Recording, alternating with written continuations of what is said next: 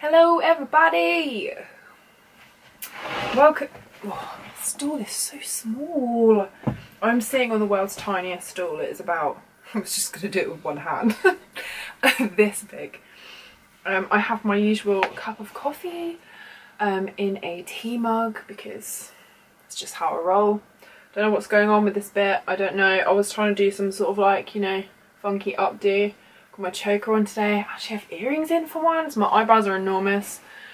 Ignore that. Let's just get on with today's video. Welcome back to Halloween. I hope you're enjoying your October. I don't know when this video is going to go up because I'm literally pre-filming the crap out of everything so that if I suddenly have to go away to Germany again, because you guys know I'm basically there like every 10 days for She Goes. So yeah, pre-filming, don't know what order they're going to go in, but today's video I thought would be quite a cool one. I'm going to be talking about the true story of Annabelle. So creepy. I don't know about you. I think that people that collect dolls are mental. I have always been creeped out by dolls, especially porcelain ones. Funnily enough, Annabelle was actually not a porcelain doll. She was a Raggedy Ann doll. I will insert a picture somewhere here to show you the difference. But today, I thought that as we'll probably be watching horror films, and there's like The Conjuring, the massive hit, oh so creepy. Oh, can't wait to see The Nun as well, that's going to be awesome. Annabelle Creations. I thought that I'd give you the true story of Annabelle the doll. So, as I've already explained to you, Annabelle is not in fact a porcelain doll. She was a Raggedy Ann doll, and it was actually a gift from a mother to a daughter, and we'll get into that a little bit later. So a little bit of the kind of information about the doll now. The doll is kept in a glass container with a sign saying do not open under any circumstances. I think that it is blessed on a regular basis by a priest, and it currently sits in Monroe, Connecticut in America, in the Warrens Occult Museum. And the story goes something like this. So in, I think it was 1968, this doll was bought from like a little hobby shop by a mother to give as a gift to her student nurse daughter, who I think was called Donna. At the time, she was sharing an apartment with her friend. So at the time of receiving this doll, Donna was a student nurse, I believe around the age of 28. So probably not going to be totally terrified. She loved the doll. I think she had, you know, she kept the doll in her house. She had a roommate who I believe was called Angie. They shared the space together. Now, slightly weird, kind of unexplainable things started to happen, but they kind of just put it down to, you know, them knocking the doll or whatever, and it was so subtle that maybe they thought that, you know, these tiny little movements, maybe she would like fall over on the bed or not be quite in the position that they'd left her in, or, you know, little things like that started to happen. And as you kind of do before anything gets super weird, you kind of just put it down to, oh, I sat on the bed, she fell over, or I might have knocked her by accident, and that kind of stuff.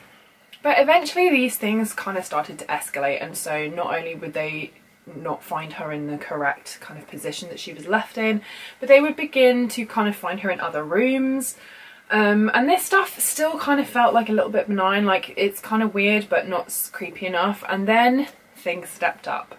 So they would find notes, which is something that definitely appears in the film, saying, you know, help me help Lou. Lou was actually a friend of Donna's who really did not like this doll at all. He hated the doll, he thought it was evil, he got a really bad feeling about it, and so for this doll to be mentioning the name is really creepy. And Donna and Angie kind of swore that they weren't writing the notes to each other, trying to freak each other out. Also, the notes happened to be in written on parchment, which was not in the house. None of them had it, so also really creepy. So these guys kind of still, even though they were really creeped out by this, just kind of left it alone until one day they came home, and not only was she in a different position and she'd been kind of left on the bed, but she was in a totally different position and she had been sat cross-legged with what looked to be blood on her hands. No.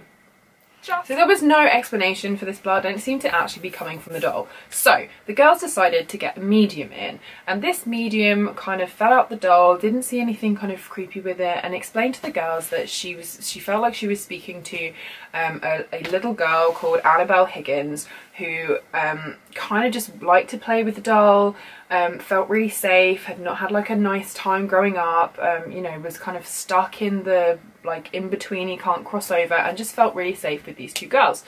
And so she asked permission to kind of inhabit the doll. I don't know why, but Donna and Angie said, yeah, that's fine. I don't know why I would be like, no thanks, you're not welcome. That's awful. Because then things really started to step up. So obviously Lou, who had been hearing all about these things from the girls and was very concerned and hated this doll anyway, he started experiencing some horrific nightmares where the doll would kind of like crawl up from the end of his bed and strangle him. Just really horrible, awful nightmares when, you know, obviously he wasn't living in this apartment. But he'd never kind of suffered with these nightmares or any kind of night terrors beforehand. One day they were all in the apartment together, and they kind of heard weird kind of scratching, moving around in Donna's room, and Lou was over at the time and the door was shut. So they kind of all listened, and they could definitely hear something moving around in there, and that's where the doll was. So Lou got a really bad feeling about this. So they opened the door, investigated. Lou went in first. He got this really overpowering feeling that something was really wrong. There was no one in the room whatsoever. However, Annabelle had been moved off of the bed and was sat in the corner. Now, as Lou went to approach Annabelle, he got this intense pain and 3 long claw marks appeared on his chest. As you can imagine, this was the last straw for all of them, because Lou swore to God that this was down to the doll. So eventually they decide to get a priest in. Ed and Lorraine Warren also came and looked at this doll and decided that obviously something was really, really wrong. It was something really evil, obviously like a demon of some kind, and the doll was taken after an exorcism was performed. Now, on the way home, Ed and Lorraine Warren were going to take this doll and stick it in their museum so that they could look after it and it would be safer and it would not be able to interfere with other humans. And he decided to take the back roads rather than like the main highway, if you're in the UK, like a motorway, because he felt like whatever was inhabiting this doll was so powerful that there could be issues with him being in a car traveling at high speed. And funnily enough, he obviously made the right choice, because supposedly on his way home his car was cutting out, he had engine problems, he had so many car issues that would have been very dangerous at high speed that he almost got into an accident anyway. Now, as I said, this doll is contained in a glass container that is locked. It has a sign on it saying do not enter. You know, people that are visiting the museum are told that they are not to taunt the doll, bang on the glass, do anything to kind of get a reaction from this doll. And I'll tell you why they locked it away in the first place, was because a few times they had come down where this doll was kind of situated, and the doll had been randomly levitating in the middle of the air, had been moving around, and they just decided that it was going to be much safer for everybody to just have the doll encased where it couldn't move, it could be seen, but it was kind of trapped. Just before they had kind of contained the doll in this glass case, Ed and Lorraine Warren actually decided to get the doll exorcised again. So they brought in a Catholic priest who didn't really kind of believe everything that had been going on and kind of taunted the doll. You know, you're just a doll, I don't understand this is not really a demon, you know, really not kind of believing what had been going on. And on his way home, he got into a terrible car accident, totaled his car entirely, was really lucky to survive. Not ideal. Lorraine Warren has actually described this kind of glass case that they get blessed and stuff, kind of a bit like an electric fence or something, You know, it's going to help keep whatever's inside at bay, but it's not going to be like a permanent fix, which is why they have it blessed and all that kind of stuff. And you're told, like, don't touch it, don't bang on it, don't, you know, don't antagonize the doll. And this doll apparently still moves around inside the glass case. That is hideous. I think Ed actually died in, I think, like 2006 or 2007 or something. So Lorraine actually kind of runs the museum on her own. It is open for visitors. If you guys are anywhere near there in the US and you kind of fancy going to see something creepy, I hope that you've enjoyed this video and a little bit of the history and the true story of Annabelle the doll. I'm not a doll person. I hate dolls. I wouldn't have a doll. I will not be buying my children dolls if I have children. I just, no, absolutely not. No, thank you. Really creepy. I feel like a lot of that is like too many kind of coincidences and stuff, and all of these people are real human beings that have reported to newspapers and stuff all this stuff that was happening. To me, I believe it. I think it's creepy. I wouldn't risk it. I wouldn't even want to be in the same room with that thing.